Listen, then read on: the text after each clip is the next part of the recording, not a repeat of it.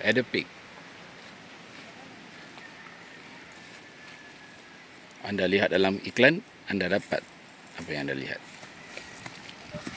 Kita nak kemaslah ni. Inilah yang kita dapat.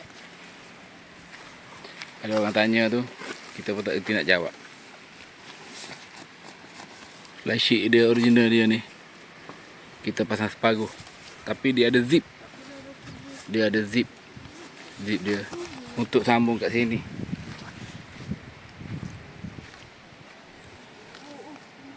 Tapi kita buat separuh. Dia boleh pasang separuh juga. Pergi ke sana kita tambat. Tingkap macam tu je lah. Jadi hasilnya macam ni. Ni kita gulung. Yang macam dalam iklan dia tu. Nampak macam tebal tapi tak tebal sangat. Tapi okey lah, kalau tebal-tebal nanti berat. Okey lah tu, sekali air. Tingkap dia macam tu. Dalam kita dah kemas. Tingkap dia macam ni je. Tak ada privacy untuk dalam. Sesuai dengan harga dia. Cuma yang tu je lah, yang bahagian luar ni.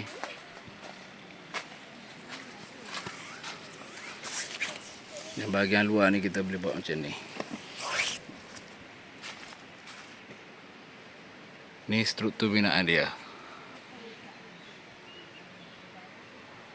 Kipas ada lagi. Kipas ni pakai solar. Tingkap ni kita gulung, malam kita tutup. Ini ada dua. Satu kelambu, satu tutup. Tutup lah semalam, malam tadi tutup. Tingkap. Semua tak ada privacy untuk dalam. Semua style kena tutup. Ya okey lah, sesuai dengan harga dia. Yang ni boleh buka untuk dapat matahari ni. Untuk tengok bintang tengah malam. Saya dah malam nak buka pasal saya dah nak kemas.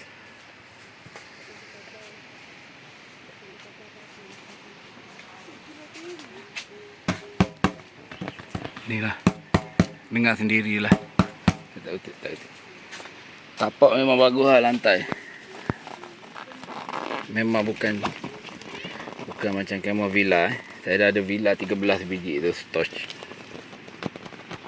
Nipis tapak dia tak best.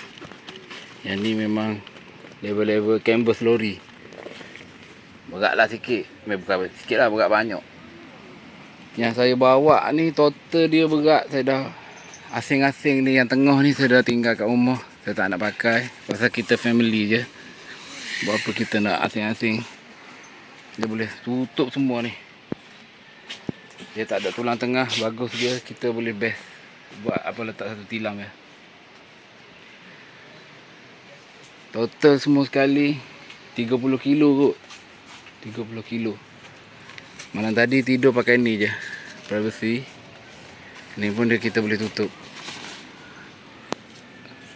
Saya boleh tolak sikit lagi ya. Saya 168, 169. Kemah ni dia cakap 210 tapi tinggi ni. Tu je lah. Dia punya plastik tu saya tinggal kat rumah juga. Yang boleh ganti plastik, boleh bubur sini plastik tu.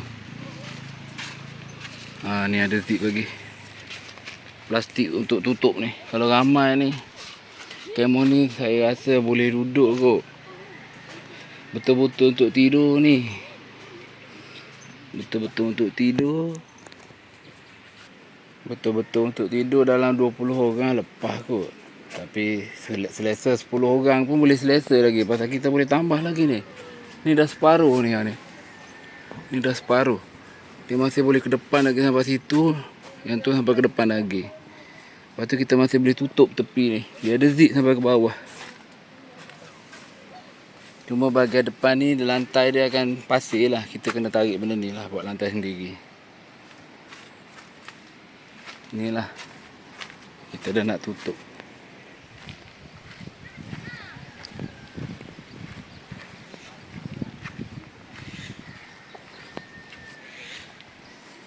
Tali dia siap pasang.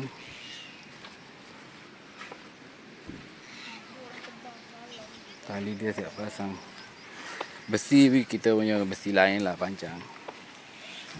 Okey. Harap faham lah, harap jelas. Tak faham lagi boleh komen. Okey.